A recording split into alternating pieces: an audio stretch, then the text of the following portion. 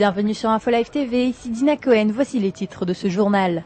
Les dirigeants de la communauté arabe israélienne, dont des membres de la Knesset, ont affirmé qu'ils comptaient se rendre à Gaza ce dimanche par la mer, en signe de protestation contre le blocus israélien dans la bande de Gaza. Du matériel humanitaire sera également transporté à l'occasion de la fête musulmane d'Id al-Adha. Zaïn Oujedat, le porte-parole du mouvement islamique en Israël, a déclaré que des dizaines d'Arabes israéliens se rendraient au port de Jaffa, dans le centre du pays, dans le but d'embarquer en direction de Gaza. Cette forme de protestation semble populaire ces derniers mois en Israël. En effet, depuis cet été, de nombreuses embarcations ont atteint les côtes de Gaza afin de lever le blocus des autorités israéliennes dans cette région. En dehors de 2 tentatives réussies du mouvement Free Gaza, un cargo venu de Libye a récemment tenté d'accoster à Gaza avec à son bord plusieurs tonnes de matériel humanitaire, mais a finalement été repoussé par les autorités israéliennes. D'autres pays arabes comme le Qatar et la Jordanie ont affirmé vouloir envoyer des embarcations maritimes en direction de Gaza et prendre part ainsi à cette nouvelle forme de protestation contre Israël.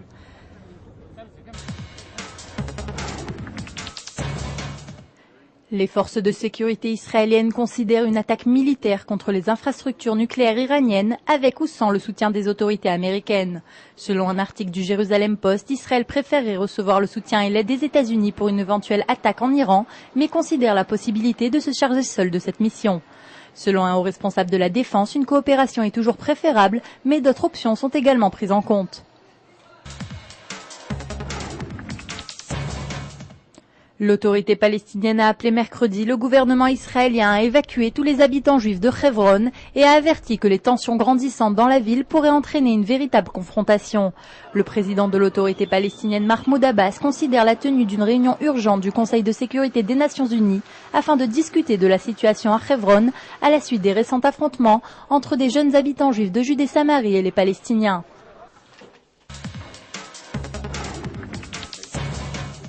La Grande-Bretagne compte intervenir dans les discussions de paix israélo-palestiniennes et engager des pourparlers entre les 2 parties.